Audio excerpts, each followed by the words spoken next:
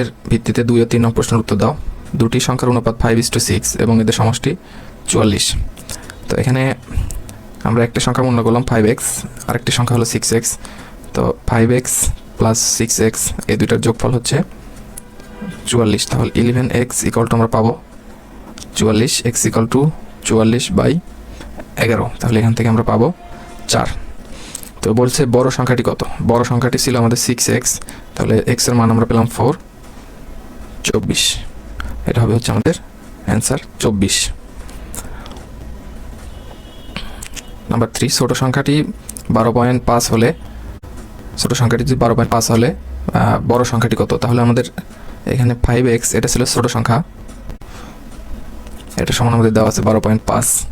তাহলে x equal to আমরা পাচ্ছি হলো 2.5, অর্থাৎ এই যে 5 দিয়ে এটাকে যদি আমরা ভাগ করি তাহলে আমরা